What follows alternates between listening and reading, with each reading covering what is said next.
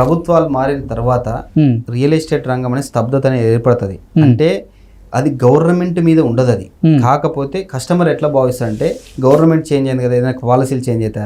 Suppose ఇప్పుడు తీసుకోండి ఆంధ్రప్రదేశ్ 2019 తర్వాత ఏమైంది.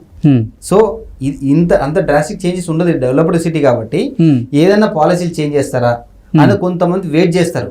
సో ఆ కొంతమంది వెయిట్ చేయడం వల్ల కొంచెం స్తబ్దత అనేది ఏర్పడుతుంది. కానీ లాస్ట్ 3 months చూస్తే నెంబర్ ఆఫ్ సేల్స్ జరిగినాయి లాస్ట్ 3 months. ఎందుకంటే వీళ్ళు కూడా మంచి పాలసీలు తెస్తున్నారు.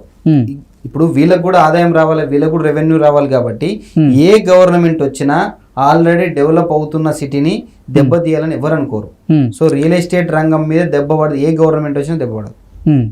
అంటే ఇప్పుడు తెలంగాణ ముఖ్యమంత్రి రేవంత్ రెడ్డి గారు రియల్ ఎస్టేట్ రంగానికి చెందిన వ్యక్తే కాబట్టి రియల్ ఎస్టేట్ రంగం రాను రోజుల్లో తెలంగాణలో ఎలా అభివృద్ధి జరగబోతుంది? చాలా మంచిగా ఉంటుందండి, మంచిగా జరుగుతుంది. ఎందుకంటే ఇంతకు ముందు ఒకే సైడ్ వెస్ట్ సైడ్ ఎక్కువ జరిగింది అభివృద్ధి. వెస్ట్ సైడ్ అంటే ఏ ప్రాంతాల్లో జరిగింది? మనకు పటాన్చెరు, నానక్రామ్ గూడ, కొల్లూరు, బానూరు ఆ ఏరియా మొత్తం జరిగింది కదా వెస్ట్ సైడ్. ఇప్పుడు వచ్చే ఈ గవర్నమెంట్ రేవంత్ రెడ్డి గారు ఈస్ట్ సైడ్ కూడా ఎందుకు ఫోకస్ చేయకూడదు?